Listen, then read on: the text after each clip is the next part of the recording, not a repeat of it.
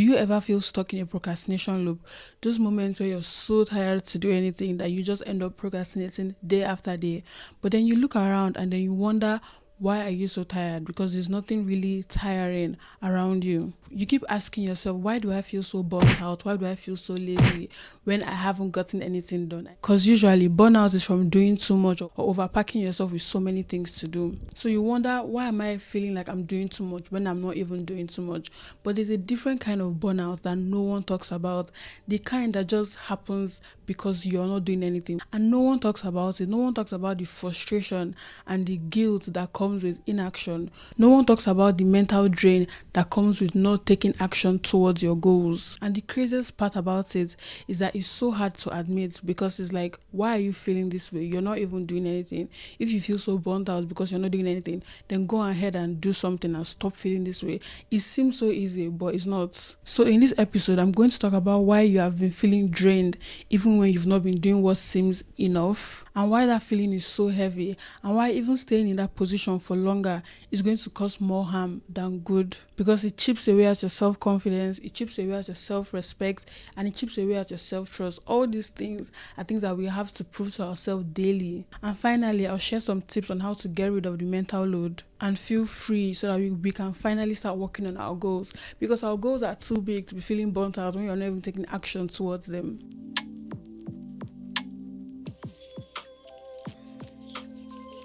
Hi everyone, welcome or welcome back to Inspired Up Podcast, and it's me, your host, Princess. So I really love this topic because this is something that I've been experiencing almost every single time of my life, where week after week, month after month, day after day, I would just be feeling so tired to work on something that I know would help me. I'll be feeling so lazy, so just not in the mood to work on something that I know would be beneficial to me. And if you feel this way, it's completely normal, because even when you're not taking action towards something, your mind is constantly thinking of it. Your mind is worrying about the consequences of not taking action towards what you want.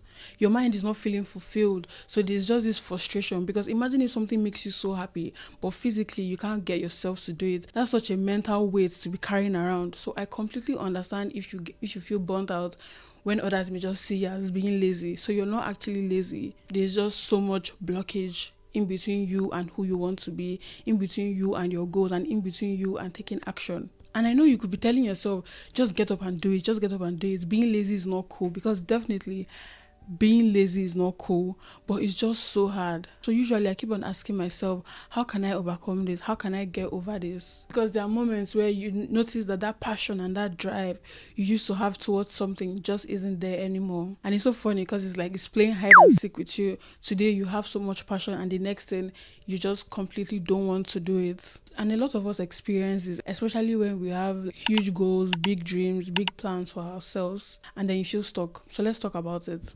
And the first thing I want us to realize is that it's not just laziness. There are bigger things than being lazy. This time it could actually be us being avoidant with our goals. And why are we avoidant? Because deep down we know that it's not going to happen.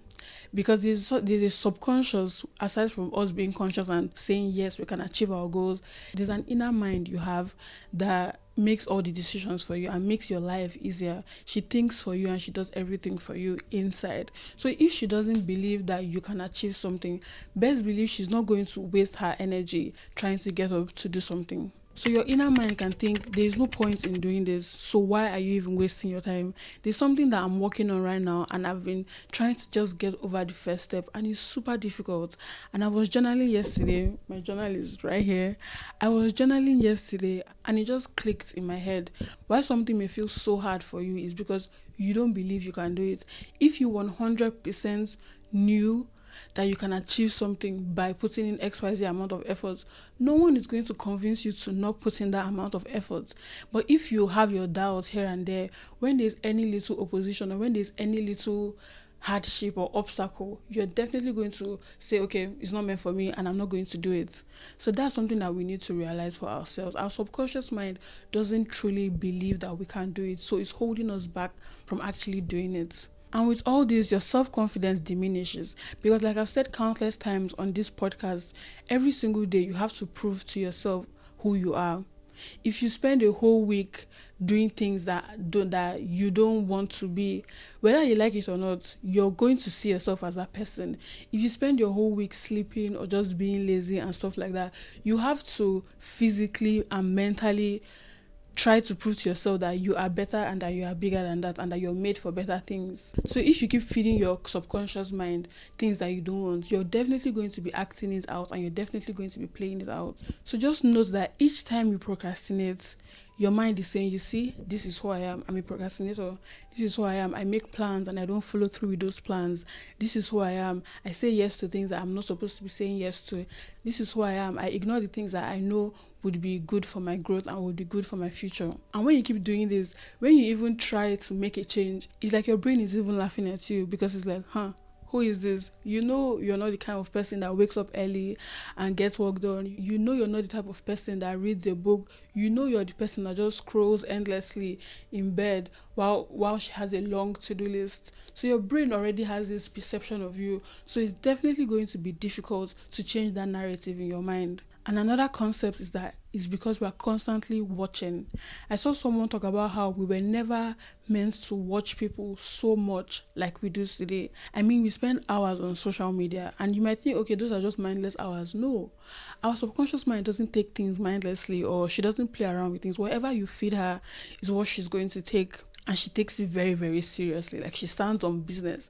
So if you keep watching other people do these amazing things for hours, and if you compare those hours to the amount of time you put in yourself, the ratio is far off. So if you spend 5 hours a day watching people, seeing them accomplish their own goal, and then you barely even spend 2 hours even working towards yourself and building up yourself, what's going to be filled up in your mind is how other people are more capable than you, how other people are doing so much amazing things. But what about yourself? When are you going to watch yourself and do things for yourself? And that's where comparison creeps in. When you even want to attempt being a different person or attempt being a better person, just like, it's not meant for me. It's meant for those other people that I watch online and that I see online. I'm not like them. They are far off better than me. And then your brain is just like, yeah, this is not for us. These are just for the online people. So that pushes you down the hole of inaction because you choose to believe that it's not meant for you. You choose to believe that this is something that is out of your reach. And another thing that I've noticed so much is about how we keep trying and then we fail a lot of times. So our brain is just tired of this loop and it's like, you know what, I give up. I'm not even going to try anymore. I'm just going to go about my life just doing the best I can, which is literally bare minimum. So because of you trying to make the same decision over and over again, your brain is just fed up and then she gives up and then it's over. There's also this feeling of knowing that you can do better and that you should be doing better, but then you're just wasting your potential. So that even frustrates you more. And I mean, taking a break should even relax you, right? But at this time, taking a break even makes you feel more guilty. And you can't even take a break without your mind racing about 1,000,001 things at the same time. So it's like your brain is fighting between two identities. Am I the person that procrastinates, or am I the person that gets work done? Am I the person that stands on business, or am I the person that just makes loose plans? So instead of talking on and on about the problems and how it feels, let's talk solutions. The first and foremost, which is almost the solution to everything, is delusional confidence. You just need to have that self-confidence. When you start to believe that you can actually do it, the physical parts will become easier. But when in your mind you don't think you can do it, physically it's just going to be super impossible because everything starts in your mind. When your brain wants to think otherwise, when your brain wants to feel like you're not this person, it is now your duty to challenge those thoughts. When you set a plan and then it's time to do those plans, instead of saying, oh my God, I'm so tired, I don't feel like doing this, I just want to relax. No, prove to yourself that you are not the type of person that procrastinates. Prove to yourself that you're not the type of person that makes plans and doesn't follow through with those plans. Prove to yourself that you are the person that makes plans and stands on business. Because I was talking to my sister the other day and I was explaining to her my new morning routine.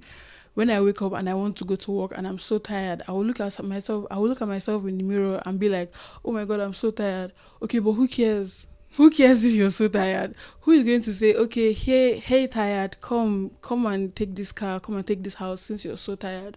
Who is going to hand you your goals and say, here is for being so tired? No one really cares if you're so tired. No one is going to reward you for being so tired.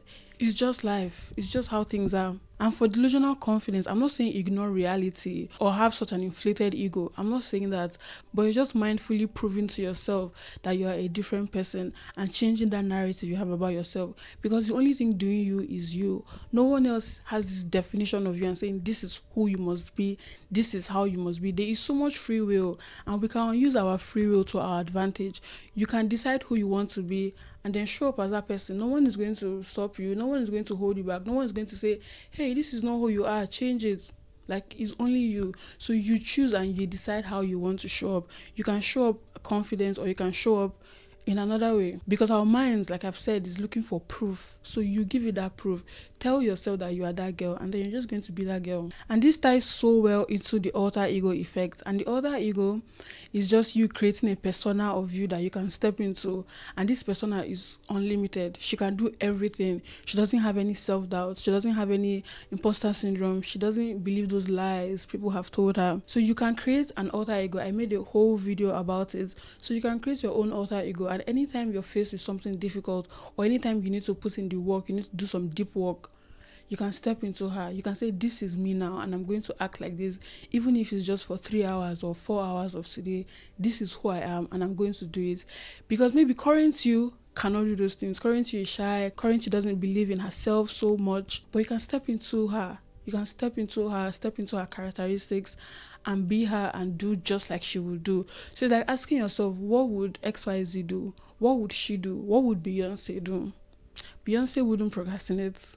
So be your own Beyonce and don't procrastinate. Be your own Beyonce and do the things that you want to do. And another tip when you feel such a mental blockage is because of your space. Someone said the state of your room is the state of your mind. So if you realize that your mind is so disorganized, try arranging your room. Try making your space look breathable and just make it think. It's like arranging your own mind. If everything is so cluttered and scattered, your brain is also going to be cluttered and scattered, and you won't know where to think from. You won't know if it's this or this. So try arranging your physical so that your mind can be arranged. And of course, you need to plan.